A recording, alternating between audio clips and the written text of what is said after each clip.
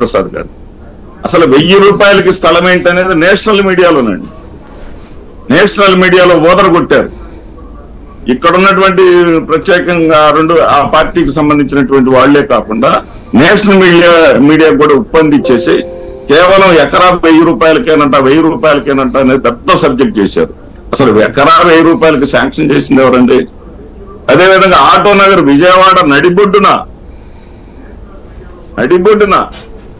Auto Nagar లో నీటిపారుదల శాఖకు సంబంధించినటువంటి భూమిని 95 సెంట్ల భూమిని అప్పటికప్పుడు మున్సిపల్ కార్పొరేషన్ వాళ్ళు కానీ దానికి సంబంధించిన వాళ్ళు కానీ ఎవరు కూడా ఒప్పుకోకపోయినా సరే అందరిని బెదిరించి అసలు స్టార్టింగ్ నుంచి 1997లో హైదరాబాద్ లో భూమిని తీసుకుంది కూడా హుడాకైతే ఎక్కువ డబ్బులు హైదరాబాద్ అర్బన్ డెవలప్మెంట్ అథారిటీకి అయితే డబ్బులు ఎక్కువ కట్టాల్సి వస్తున్నాయి.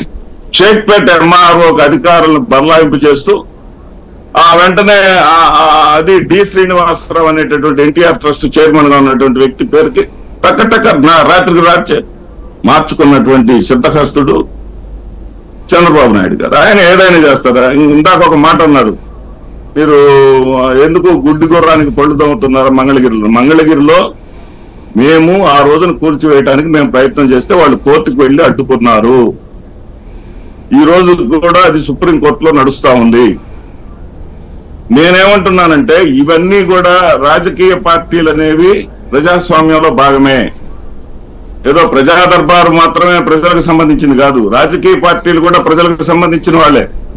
రాజకీయ పార్టీలు రాజకీయంలో భాగమే, రాజకీయం నడిపేది కూడా రాజకీయ పార్టీలే. రాజకీయ పార్టీలకు వాళ్ళకి పార్టీ ఆఫీసులే ఉండకూడదు అనేది మంచి ధోరణి కాదు, మంచి పద్ధతి కాదు. ఒక చిన్న స్లాబ్ పోస్తేనే సాయి గారు దాన్ని కోల్చాలంటే కోల్చలేక ప్రభుత్వం వాళ్ళు దానికి సంబంధించినటువంటి ఖరీదు కట్టించుకొని విలువ కట్టించుకొని దాన్ని రెగ్యులరైజ్ చేస్తారు.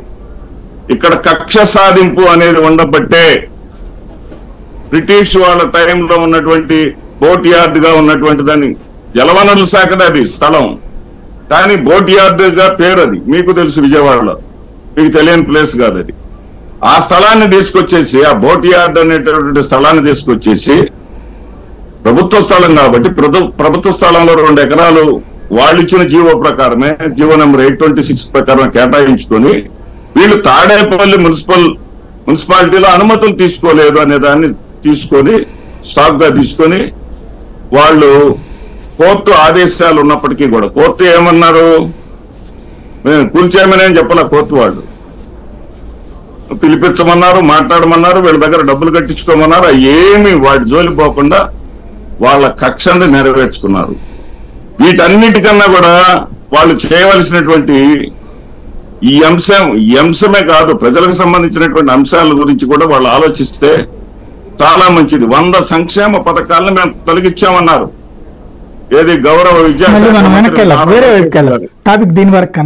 వేరే వైపు అంటే ఎట్లా అండి దాన్ని ఏ టాపిక్ అయితే ఆ టాపిక్